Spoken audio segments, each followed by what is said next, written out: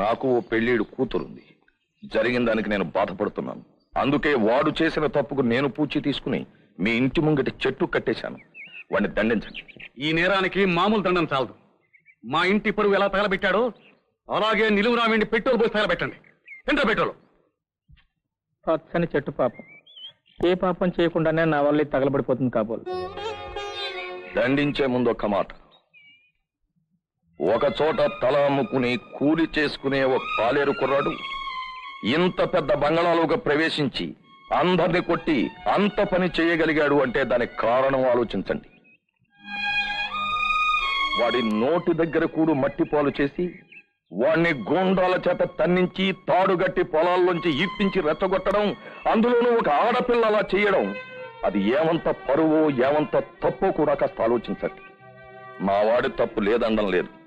ఆమె కొట్టించిన దెబ్బలకు వాడు తిరగబడి అలాంటి దెబ్బలే కొడితే వాణ్ణి నేను దండించను. కానీ వాడు మీ ఇంటికొచ్చాడు, మీ గడప దాటాడు, లోపల ఉన్న ఆడపిల్లను అవమానించాడు. అది నా కూతురికి జరిగినట్టుగానే బాధపడుతున్నాను.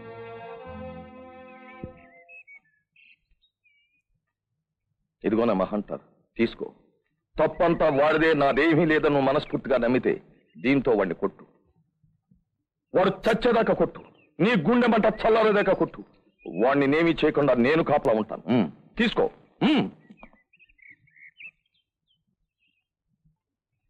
కొట్టు.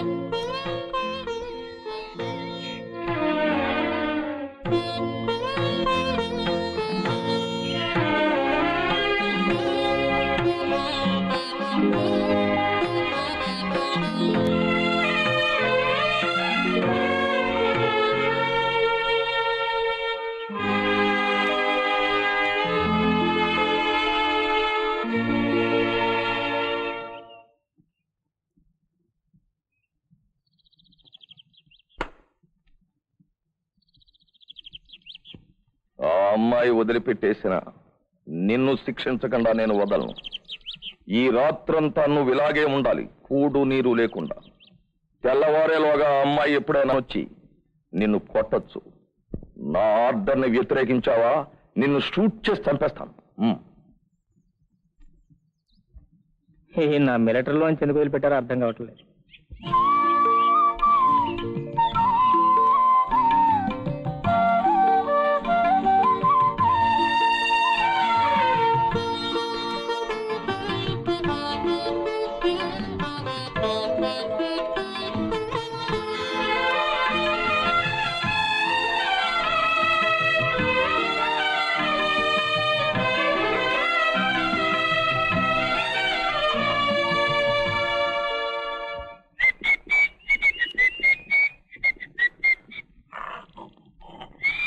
హలో. రాకు రాకు దోక్కో. నా పేరు రాముడు, జానకి రాముడు.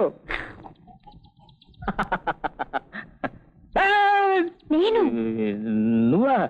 ఏ మోహిని పిశాచం అని దడుచుకున్నానులే. ఆ మేడం ఏం పిశాచేనా? అది పిశాచే. సర్లే గాని కాస్త మజ్జిగన్నం పలుసగా కలిపి తెచ్చాను, తాగు. కమాండర్ ఇన్ చీఫ్ గారు నేను మంచినీళ్ళు కూడా తాకుండా చేతులు కట్టేశారు.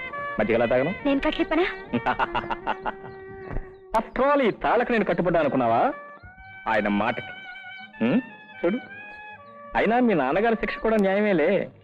ఆ పిల్లని తిరుగు దెబ్బ కొట్టడం వరకు రైటే, కానీ కొట్టబోయిన పద్ధతి రాంగ్ కదా. నాకు అదే అనిపించింది. లోపలికి వెళ్ళాక ఎదురుగా తిట్టేసి రావాలి గాని ముట్టేసుకుని ముద్దులు పెట్టేసుకుని ఏవో పిచ్చి పనులు చేసావట. లోకంలో ఈ పాటి పిల్లే దొరకనట్టు. నాకు చాలా కష్టం వేసింది, కోపం వచ్చింది సుమా. తప్పేననుకో, కానీ ఆ వేడిలో ఆ తిక్కలో మరి వేడి గీడి చల్లారిందిగా. ఇంకా పిల్ల సంగతి మర్చిపో.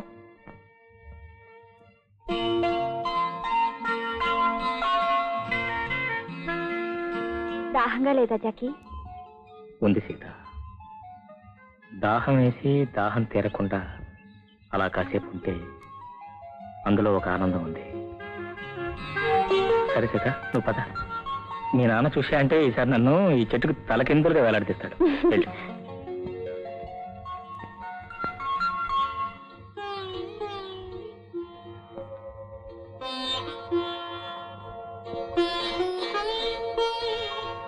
ఆకలి లేదా అమ్మాయి గారు? ఉందే మరి.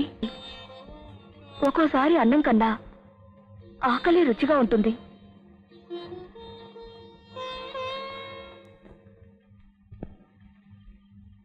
కొంచెం ఎంగిలి పడండి. మీ అమ్మాయి గారు తినారా? ఆవిడ తినలేదు. మరి నాకు అక్కర్లేదు, నువ్వు వెళ్ళిపో.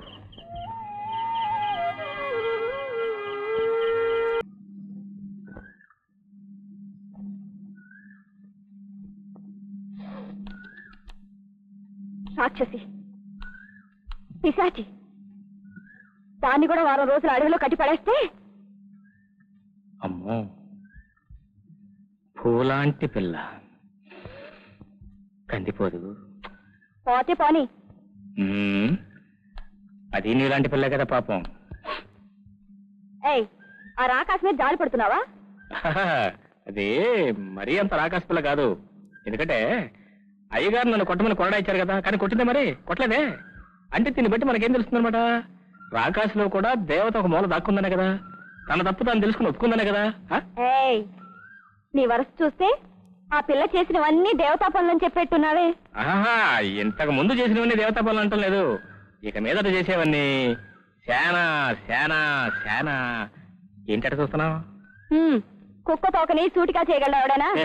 అయ్యగారు నన్ను చేయలేదేంటి? అట్టగా పిల్లను. సరే, నేను పొలం వెళ్తున్నాను, తొందర రండి రండి. అక్కోయ్, బావ రూట్ మారింది. ఏంట్రా నీ వాగుడు? నాకు అన్నీ తెలుసక్క.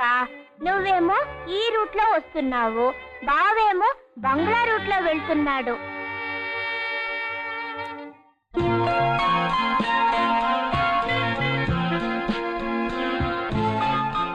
అమ్మాయి గారు తప్పుదారి పడుతున్నారు.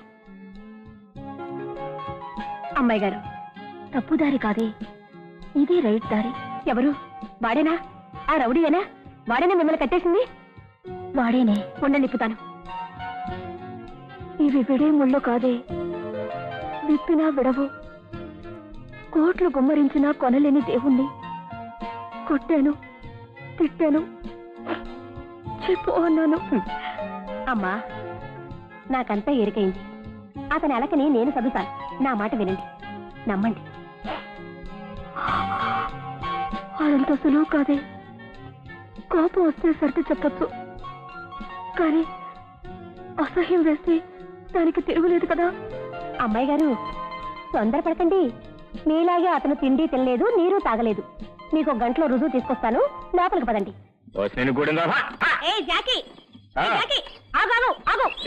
బెంజ్ కార్ మీద షికారుకు వస్తావా? టైం లేదు గాని నాకు పని చేసి పెట్టవా? ఏంటదే? పట్నం వెళ్తున్నావు కదా, నాకు చక్కని సిలకా గోరింక జంట కొంచేసి పెట్టవా? అరే, సిలకా గోరింక ఎందుకు? సిలక ఉండగా గోరింక సరిపోదుగా. నాకాదే, మా అమ్మగారి పెళ్లికి కానుకిద్దామని.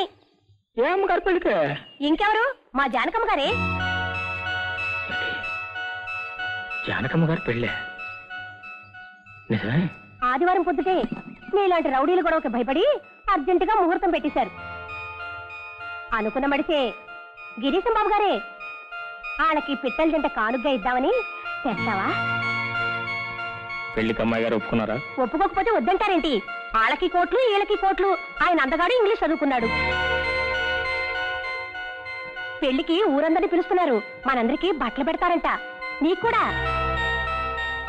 అమ్మాయి గారు నీతో మరీ మరీ చెప్పమన్నారు, మన జరిగిన గొడవలేమీ మనసులో పెట్టుకోకుండా పెళ్లికొచ్చి పప్పన్నం తిని పంచి చొక్క గుడ్డ తీసుకెళ్ళాలి అని.